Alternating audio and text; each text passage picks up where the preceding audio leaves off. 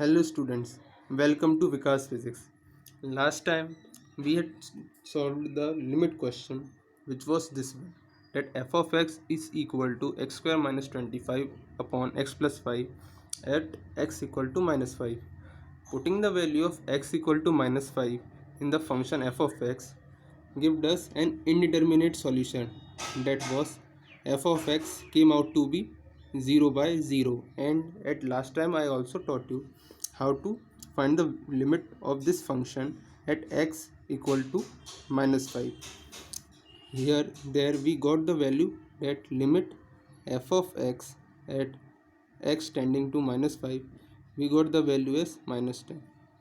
There I divided in the numerator x plus 5 to the denominator x plus 5 by factorizing this x square minus 25, and I got this minus 10.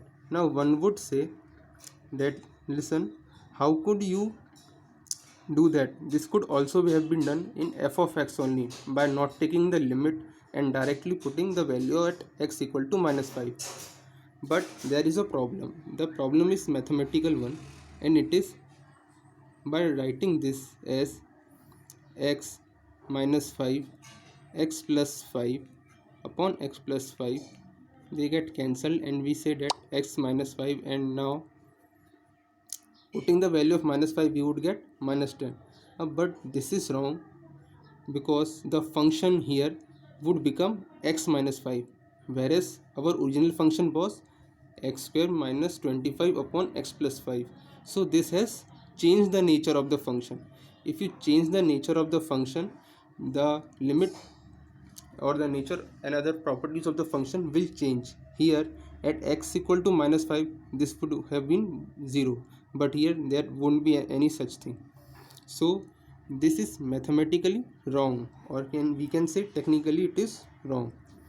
For limit, I could have also showed like this to solve it. This would be limit f of x when h tends to 0 at x equals to minus 5.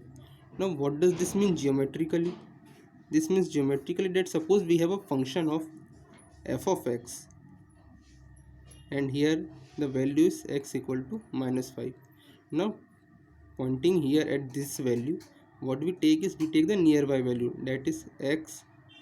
This one would be x plus h, this could be x minus h. This h has to be very small, very small. It could be positive or negative, it doesn't matter. So we are going to find the value of this point. Now as the h will decrease, that means here we take it and this decreasing and this is going at x equal to minus 5, so this will approach it, this will approach at the exact value in both sides. So this is what I am going to show it to you. So let's take plus h in this sense, and this would be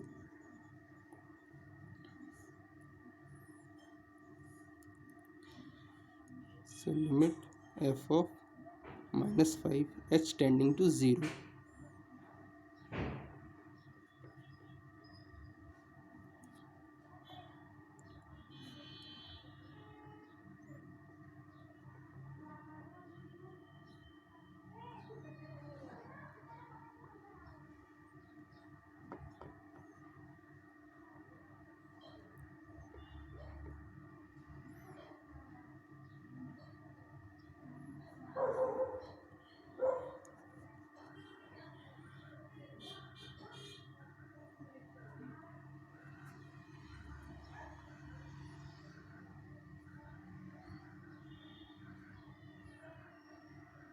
Now here h and h will cancel. Here we say that h is very close to 0.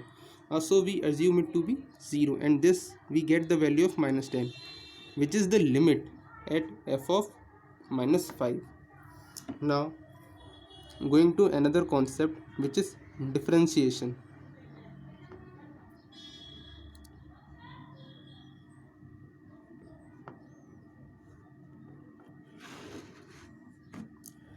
Differentiation basically means, suppose I have a function, say f of x, and this function could be a quantity,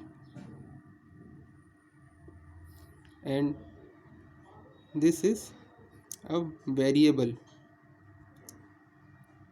This quantity is depending upon the variable.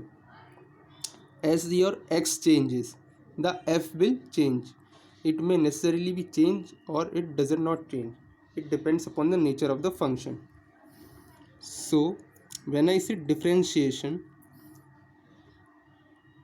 the differentiation is denoted by df of x. That means change in f, that is f of x plus delta x minus f of x upon x plus delta x minus x, limit x tending to delta x tending to 0.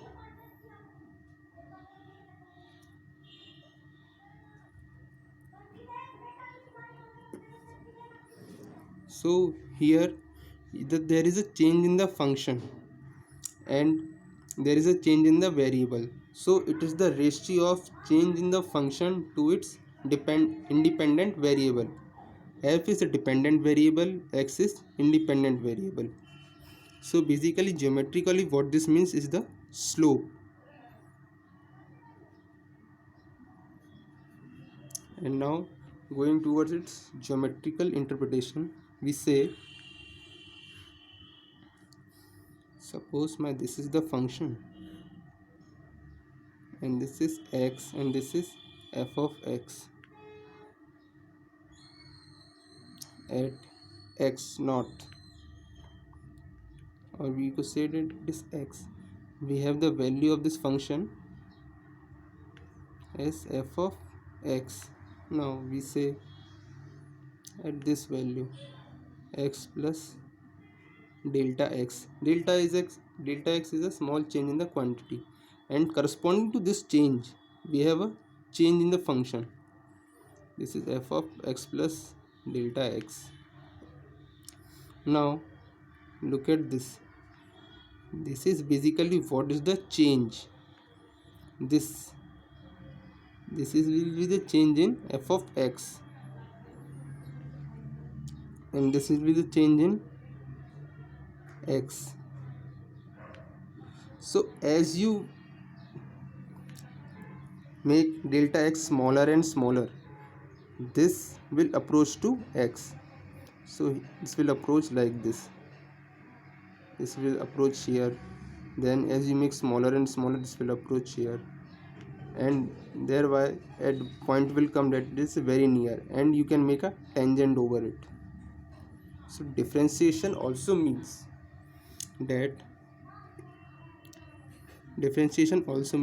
tangent to a curve.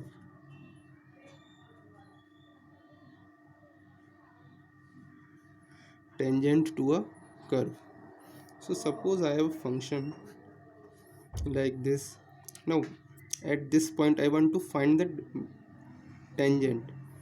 So this is my tangent. If this is my tangent, then this is my differentiation value at x1. Now at x2 it will be this one, and suppose this is x3, this will be this tangent. Now here tangent has a beautiful property in mathematics, that is a line can be represented as y is equal to mx plus c. Now suppose this is c and this is your theta. In terms of theta you could write this is tan theta x plus c. So this is basically a tangent or a differentiation value.